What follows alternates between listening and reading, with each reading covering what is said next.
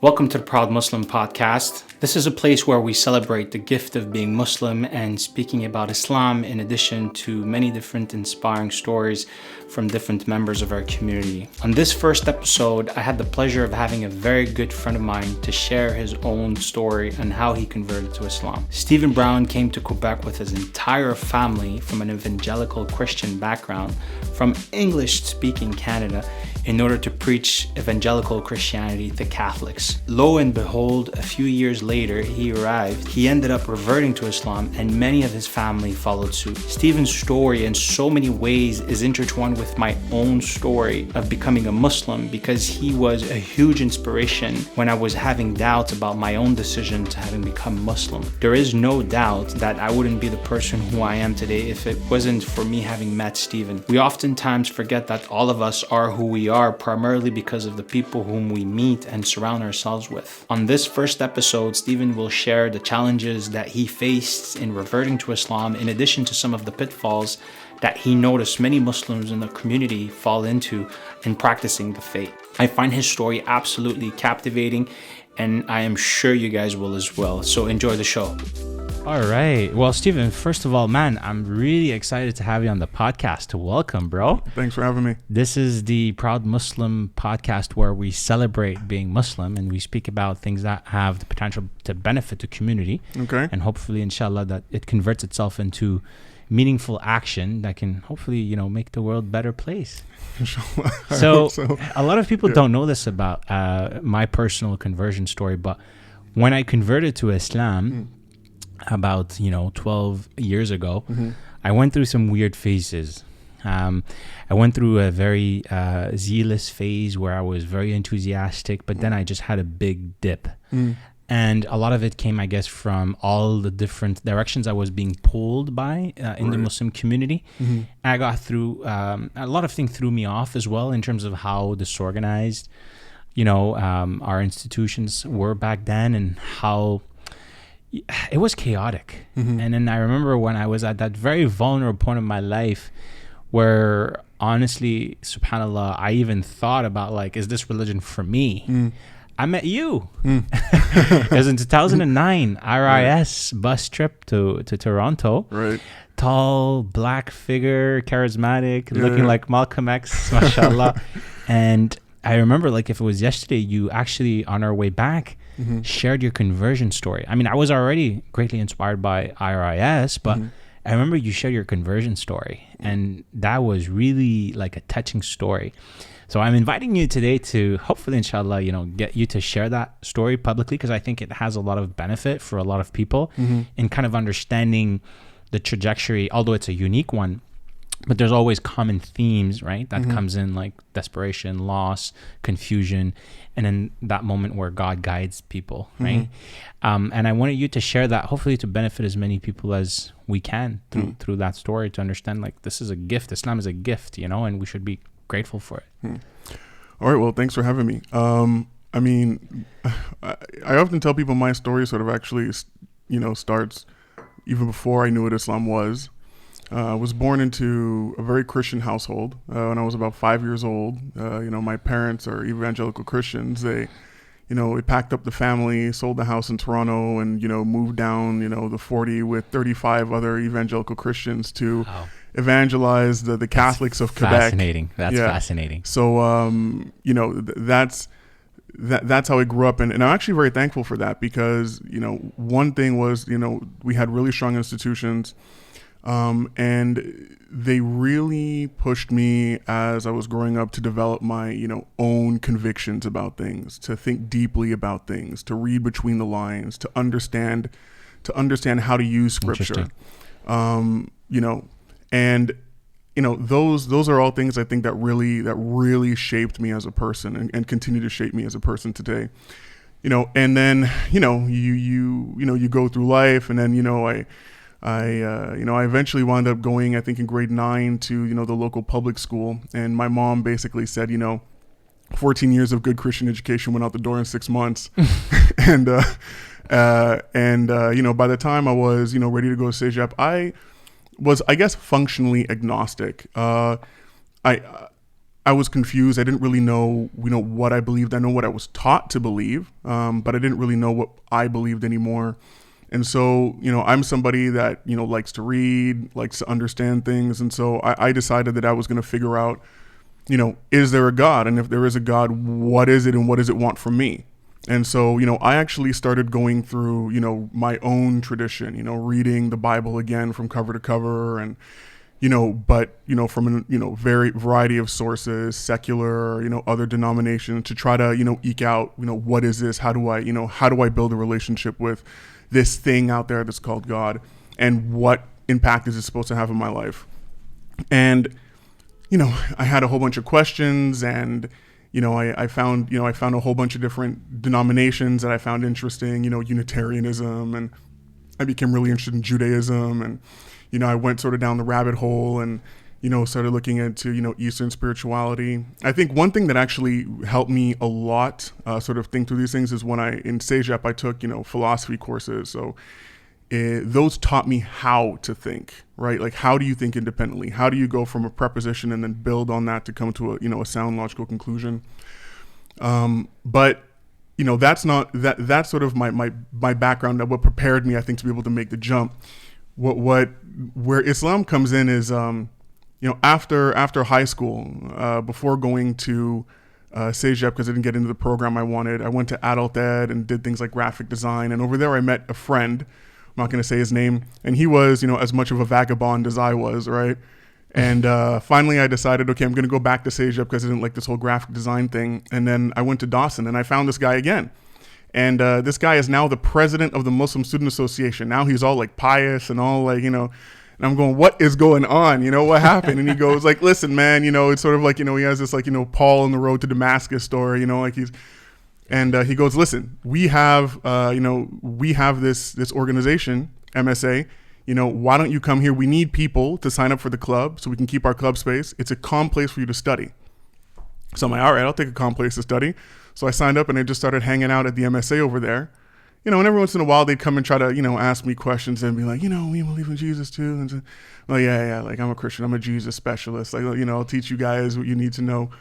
But it never interested me. Mm-hmm. Islam, out of all the religions out there, did not interest me. For me, it was that weird religion of people in the middle of a giant sandbox halfway around the world doing crazy things that we see on CNN. Where did that come from, that negative perspective of Islam? I mean, I wouldn't say that it was particularly negative. I mean, being an African American, in our culture, we have a particular history, right? So Malcolm X and the Nation of Islam, and Islam is something that's respected sort of as a counterculture among African Americans or Afro-Canadians. But it still, to me, was perceived as being sort of a foreign, religion, something I didn't understand. And, okay. And it just didn't seem very interesting to me. Were you affected by the media? I mean, negative portrayal of Muslims? Obviously, yes. Okay. More than I thought at the time. But, also being a black person, I'm going, if they're focusing this much on one particular ethnic group, right, they probably have, there's probably something that they want us to think about these people, right? Right. I knew that the portrayal of black people on TV wasn't exactly accurate. So I figured, there's probably more to these people than, what I'm seeing on CNN. But still, September 11th, had an impact on me. The fact that they were fighting a war in Afghanistan and Canadian soldiers were coming home in body bags, like, that had an impact on me, right? It was them against us, right? Yeah. And so, that's sort of the story. And, I would even like MC events for them. I would help them out, and, they were really great people. Like one thing that I noticed was these were kids. They had a good time, they had fun, but they were respectful. They respected their parents. They were hardworking. They were moral. They didn't swear. They would, they were out. They were the kind of people that I'd always been taught to hang out with. Right, right. And they respected me. They were always kind to me. They never made me feel like an outsider. They were funny. They had a sense of humor about themselves. So I liked hanging out with them. And one day, they just, at some event, they were handing out Qurans and, they gave me a Quran and I figured, me as somebody who thought I was erudite, and I'm like, yeah, you know, like 1 out of 4 people in the world is a Muslim. I probably should know something about them. I picked it up, and you know, I did what I was taught to do in schools. You pick up a book, you open it up, you flip to the back, right? I'm like, you know, what do these people really think about women? You know, go to the glossary, flip back, and you see the point. You know, if you're not getting along with your wife, then, you know, separate her, then like hit her lightly, right? I'm like, yeah, that's the end of that. Put that away and on the shelf, right? Wow. And then one day, like literally, I was bored at home. I had nothing to read, and I figured, I might as well pick up this book and I'll start from the beginning. And at the beginning of this Quran, there was about 10 or 15 pages that started with the biography of the Prophet Muhammad Sallallahu Alaihi Wasallam. And so I started reading this, and then by the time I got into this biography, I was like, yeah, right. Like this is, you know, so basically there's this guy that's born, you know, in the middle of a sandbox, and he becomes like a merchant and a king and a prophet, and, you know, and writes this book that completely changes the civilization, that goes on to conquer the Roman Empire and the Persian Empire in the matter of a generation. I'm like, whatever, right? So I got up and I went on the computer and Wikipedia'd it, and like all of a sudden, like there's all this stuff. No, this is a real dude. Like, you know, he has living descendants. Like we knew, like when he died, like, you know, I'm going, okay, this is interesting, you know? But the other thing that I found crazy was I didn't know anything about this.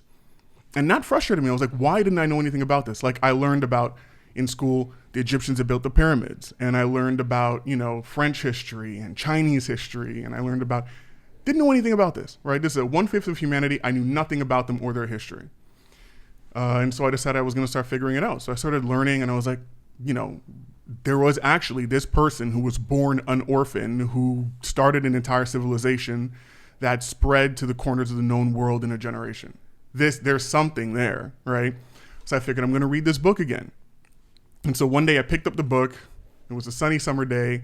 I went over to the park. I opened it up and I started reading it, right? And I started reading the book, and, you know, I was impressed. I was like, okay, you know, this sort of, you know, this hit me, and I'm like, okay, I'm going to go home and I'm going to treat this seriously, not just sort of casual reading. I got another translation. I got the Coles notes, which I learned was, you know, the Arabic, you know, tafsir, right? And then, you know, I started learning the Arabic alphabet so I could, you know, sound it out or read the transliteration. Really? That early? Mashallah. Yeah, and You're I started, intense. Yeah, but that, you know, but that comes from my Christian upbringing. It's, you know, you're reading an ancient book that was written by people thousands of years ago in poetic prose, in an ancient language. You know, what you think you're going to pick this up and, you know, you're going to read it and you're going to understand everything. Like, no, you know, to understand it, there's more than meets the eye. So you have to go and do your homework. You have to, and it grabbed me.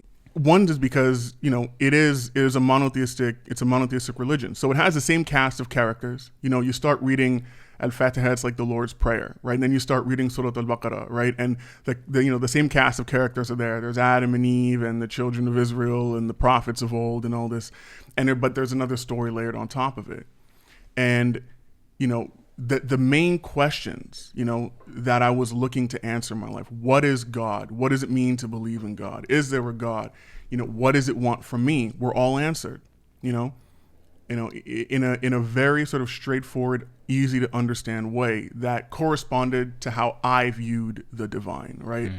You know, it starts off by talking about what does it mean to believe, and then what does it mean not to believe, and what does it mean to be a hypocrite? You know, to think you believe in something, but, you know, your heart isn't really in it. And then it talks about, you know, the nature of human beings, you know, what makes us people, you know, that, you know, we have language and we have knowledge. But the big one was we have the capacity to make choices, right? And that is what separates us from everything else, from the angels, you know, you see in the Quran, is the ability for human beings to take that knowledge that they have and then make choices. And an inherent part of being able to make a choice is making mistakes. Because if we always made the right choice, we wouldn't really have choice. We'd just always be doing the right thing automatically, right? And so you see this being played out as God creates Adam and teaches and gives him the capacity for knowledge and teaches him, you know, language and tells him, okay, now here's a test. Don't eat that. And him and his wife fail the test, and then they repent. And that's the first choice that people made. And the first choice is a signal that now you guys are ready to go down to earth, right? And it says, go to earth, and, there will be your place of provision for a while, and some of you will be against others. And so it describes this place of difficulty, and you need to, strive for your provision, and, it's a test. It's life, right? It's real. But then God says, but, surely there will come guidance from me, right? And, if you develop God consciousness, you won't have to fear or grieve, right? And that's what Islam is. At the beginning, you see the point, right, is here we are, these people on this rock, right, hurtling through space, and we're living our lives. And in our lives, it's full of challenges, and, we have fear, and we grieve when we lose things. But how do you escape that vicious cycle, right? It's understanding that the fundamental core to everything, right, is God, right? The ultimate reality is God, right? The beginning and the end. That in the world, you may perceive things, all these different things, but ultimately, they all have one source. And because everything has one source, right, from that, you can understand there's a purpose to everything. And there's a meaning to everything. And that's what human beings are looking for in life. It's what is our purpose? What is our meaning? And so to alleviate ourselves from the grief and the fear associated with life, it's not to get dragged down into the specifics. It's to focus on what is the one, what is the core, what brings everything together, what's the common denominator, what's the universal equation. Use the word you want, right? But that is the divine, that is God, right? The source of everything, right? Al-Ahad, Al-Samad, right? And by focusing on that, you'll understand your purpose. You'll understand, or you'll be able to discover, or, make out your meaning in life. And that is how you alleviate yourself of grief and fear. It's through God consciousness. And then after that, and then you keep reading the book. And the book reads like a fire and brimstone service, right? And it's challenging you. Do you not think? Do you not realize? Do you not perceive? And just when you think you've got an understanding, right? You've managed to put God in a box, right? They change the pronouns and they repeat the same thing in a different way. You're always keeping on your toes. And so God is always, as you're reading this book, this bigger than life figure, right? That, you can't wrap your mind around it. That's okay. You're not supposed to wrap your mind around it. It's a call to believe, to develop God consciousness. And that's the religion of Islam. And then from there, I was like, okay, that's interesting, right? And it grabbed me. I'm a curious person. And outside of that, then I start learning about, okay, so there's this religion and there's this book, and me, I still perceive myself as a Christian. So at that time. Yeah, I'm at that time. And so I'm reading through this book, trying to say, okay, well, what are the differences, and how can I sort of reconcile what I believe, in the Bible versus this, and that sort of mental struggle is going on. And then at the same time, I'm trying to understand more about this culture, and this religion, these people that I don't know much about, right? So learning about, the various peoples, the Persians, the West Africans, the Arabs, the Southeast Asians, what are the cultures and the histories behind these people, and how has this, system of thought, this, religion impacted their lives, and reading about the modern world, and, putting a whole bunch of things into context. And it got to the point where, and at first I'd be able to, focus on it. It was a hobby. Then I put it down and go back to my life. And then it got to the point where that just took up all my time, right? Like I was always thinking about it. No matter what I was doing, no matter where I was going, it was on my mind. And I realized I started changing my habits. For some reason, I stopped eating pork. I never made this decision like consciously, I'm going to stop eating, but I stopped, and I stopped smoking, and I stopped drinking, right? And and so my behavior started to change. And people around me started noticing, I was, picking up the Quran and, reading it, it was with me. And, people would ask me questions. At first I'm like, oh yeah, I'm just reading it, just general history. I want to understand. It's, I might as well be reading a book from Ernest Hemingway, or I don't know, the newspaper or something. But at one point in time, I was working at that time at Second Cup, and there was this girl that I was working with. Her name was, I think, Julia. And she was like, oh, a friend of mine too, this girl named Pam, I think her name was, and she eventually converted to Islam. She's just white girl, blonde hair and blue eyes. And now she wears hijab and she goes to Concordia University. And I was like, okay, well, that was interesting. Like, why are you telling me some story about some random chick converting to Islam, right? Like, that's not, in my head, I decided that's not where I'm going, right? And then, time goes on and it's grabbing me more and more and more. And I remember distinctly one night being in bed, like laying awake in bed and going, I've got questions. That's it. I got to go ask somebody. So I went to the one person that I knew was Muslim. He's a friend of mine who used to deliver souvlaki, right? We used to hang out in the hood, and I called him. I'm like, hey, yo, you're awake? Like, I know you're delivering souvlaki. He's like, yeah, I'm going to come on your route with you. I've got questions, right? So I hop in the car and I'm asking him all these questions. And I'm asking him questions like really theological questions, stuff like that. He goes, I think you need to go see Bilal. Like, he's the name of the Imam at a mosque in Montreal. I thought Bilal was like the priest, like the name was a Bilal. So I showed up, but one thing he told me is like, listen, man, I'm the biggest sinner, I'm the biggest sinner in the world, but this religion is something that helps me get through my day and, gives me a connection, gives me the strength to go on. And I knew that this guy was a practicing Muslim. And the only reason why I knew this guy was a practicing Muslim, because looking at him, he doesn't look Arab. He looks like a white dude, right? But it's because he would drink with us, right? And smoke with us, right? But not before his prayer, because he didn't want to be high before he was going to pray, right? So he'd wait until, Maghrib, right? And then after that, we'd go party. And that's the only reason why I knew he was a Muslim, all right? So anyways, I decide, okay, cool. So I pick up my stuff. I head over on Friday to this mosque and I go, okay, I need to speak to your Bilal. And they're looking at me funny, like, okay, sit in the back. I'm like, yeah, where's your Bilal? I'm like thinking like, your Imam. I didn't even know the term Imam. I think, I'm thinking your Bilal. So they take me to the Imam of the mosque, this Turkish dude, and I start talking to him. Okay, well, I've been reading books and I've got questions. I don't understand. And he goes, okay, listen, read these 2 books. They're by Karen Armstrong. Okay, one is on the Prophet, the other one is on Islam. If you're still interested after that, right, come and talk to me. Okay. So I go back home, right? I try to look at, chapters. They don't have this book. I'm looking online. I'm like, okay, I'm going to order this book. It's going to take weeks to get there. Okay. I'm like, nah, I couldn't wait. I could not wait. So I wound up finding the book in the Concordia library. Oh, interesting. So I went to Concordia, sat down, found the book. I just sort of walked in, right? Found the book, sat down, read the whole thing in one sitting. MSA library or? No, not the MSA library. Actually, yeah. Okay. Just read the whole thing in one sitting. I got up and I'm like, I have got questions. So I looked around. I'm like, I'm going to go to the MSA. I know they got an MSA around here. So I looked around both sides and I go, I see this one girl, right? And I walk up to her and I say, hey, are you Pam? She's a white girl. I don't know why I asked her that. She's a white girl, blue eyes, wearing a hijab. She looked at me like I was a ghost. I'm like, do you know Julia? She's like, yeah. And it was the first time the words came out of my mouth. I'm thinking to try to alleviate, what is obviously this weird situation. So I go, I'm thinking of converting to Islam and I need some answers. And she goes, okay. So she calls this dude named Tariq, who was a president of MSA at the time. And me and Tariq end up meeting up.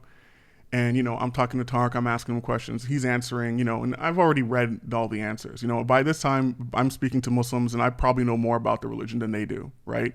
I know about the hadith. I know about, from an academic perspective. But I'm trying to understand, who are these people, right?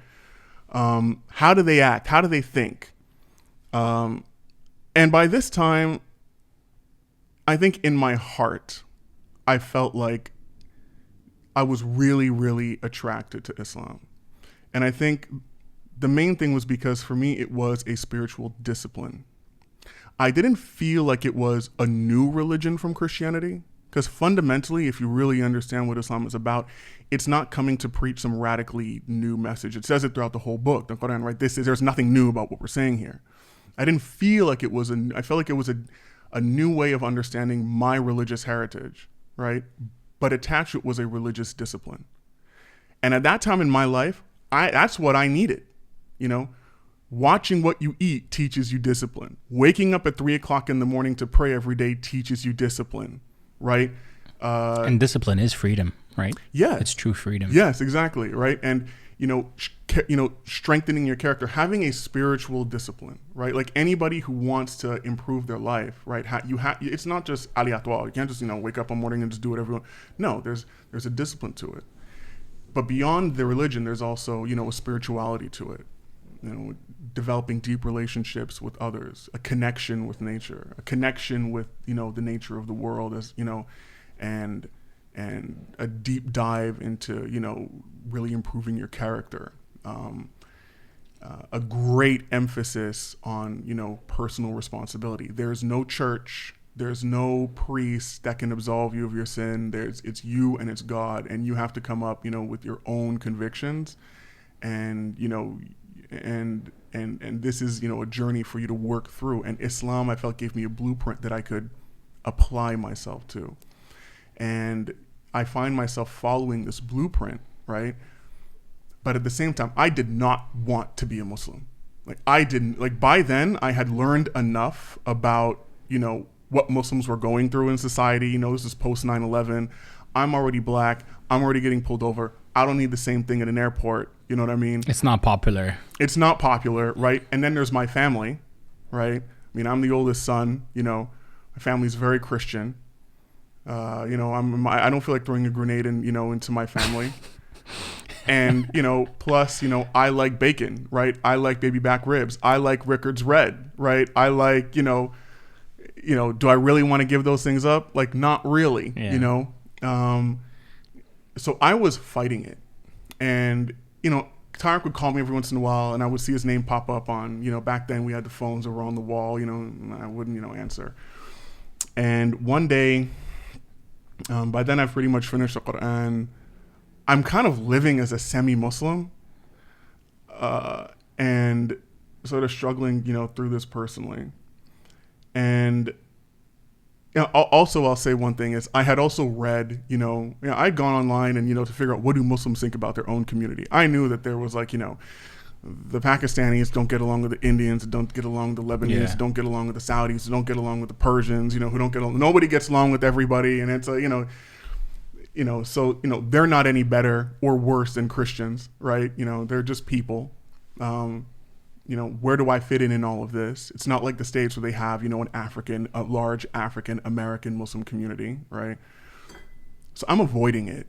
And one day I just picked up the phone when it rang without looking at caller ID, and it's Tarek. He goes, "Hey man," he goes, "Hey, honestly, man, this was the last time I was going to call you, but I'm just wondering, what's up? Have you been thinking about this?" I'm like, "Yeah." He's like, "What do you think?" I'm like, "Well, I don't know. I'm not sure." He goes, "Hey, I'm grabbing the, I'm at Loyola campus. I used to live really close to Loyola campus in NDG.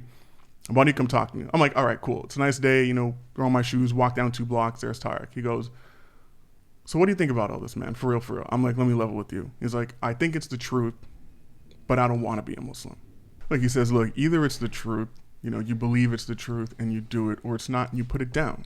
Right. And I was like, and I knew I wasn't ready to put it down. So I'm like, "All right, let's do this." And he's like, "All right, let's go do this now." I'm like, "What?" He was like, "Yeah." And I'm going, well, if I was ever going to convert to Islam, I'd want the people who were there originally, to be there and see it, And this was my buddy, right, from back in college, right? But I knew he was in Ottawa.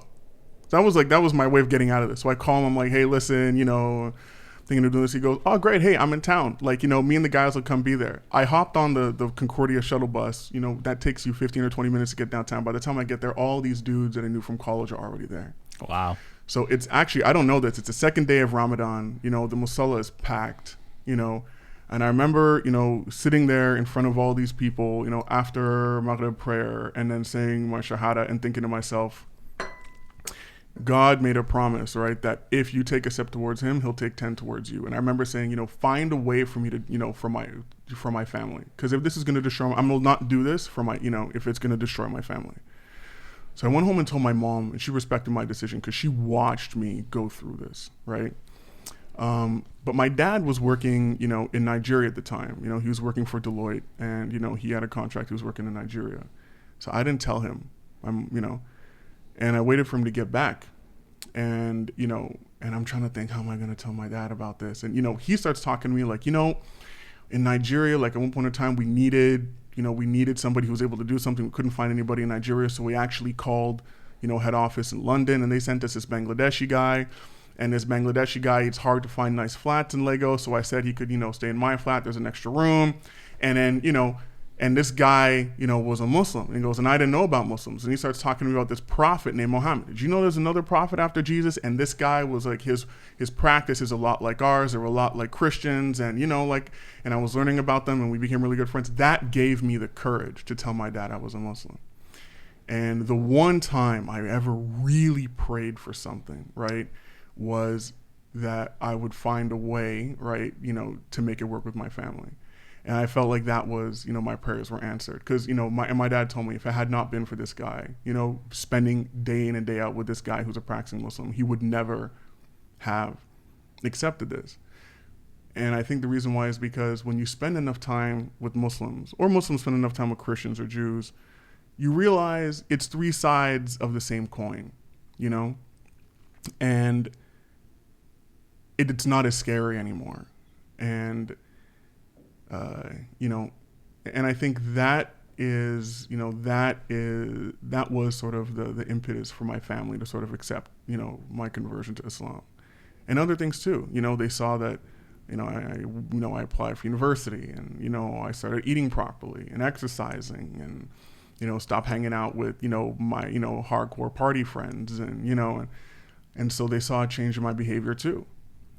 And my brother and my sister started asking me, Steve, what's going on? Like, what's all this?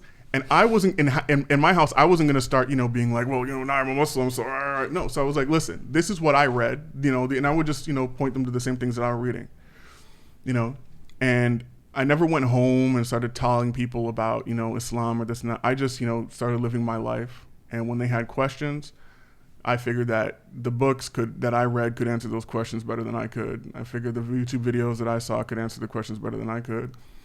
And, within a matter of a few years, a few of my family members have converted to Islam, MashaAllah. So, for me, it's been a heck of a journey, right? It's been life-changing. But, it's a decision that in hindsight, it's probably the best decision I've ever made in my life. Right. I'm speechless. SubhanAllah, I don't know what to say. It's such a captivating story. It's like I hear it for the first time. I mean, you did share the story like in 2009. That's like 11 years now. Right. But I still remember it very vividly and the impact that it had for me.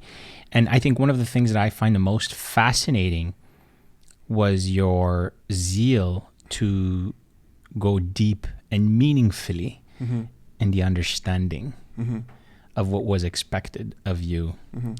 And I find that to be so important because it's so easy sometimes in life to get caught up in the mistake of trying to fit within a mold without you even understanding, right, what's expected of you. And I think that's really dangerous. And when you know what's expected of you, you know which mold you fit in. Right. Yeah. Right. And you started by actually asking yourself these very deep questions like, what am I created for? Who am I? What's the purpose? Right. And how you brought everything back to the centrality of God as like God being the center of gravity. I find this very beautiful because oftentimes it really feels like Muslims practice in a way that's becoming more and more ritualistic, as if, the prayer is an end in of itself and not a means to an end, right? Like I have to pray. No, in reality, you have to go talk to Allah. Yeah. And the prayer is the means through which you'll make that happen. And your story reminds me of that important concept. And also how intellect was very important. We don't hear that a lot, in the community, that message of like, use your brain, use your intelligence to figure out what is it that God expects of you. And I think that's why a lot of people fall into, stupid things when it comes to, fanaticism, like fanaticism and these types of things. Now, one thing I wanted to ask you in terms of like your conversion story, when you said that you didn't want to become a Muslim, can you describe that feeling a little bit more in depth? Was it like shame? Because I experienced the same thing. Honestly, I fell in love with that religion. I knew it was the truth, but I felt like a little bit of shame to enter that religion, because when you embrace a new way of life, automatically like you're affiliated, right, with other people. I didn't want to be affiliated with Muslims. Yeah. You know what I mean? Yeah, no, that was what was holding me back. Mm-hmm.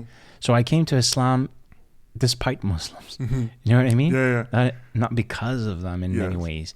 And I want you to describe that to me, because for me, that's what it was. When I looked at the Muslims around me, I didn't feel like I had a lot of people that were confident, right, or that had that like passion or conviction. Right.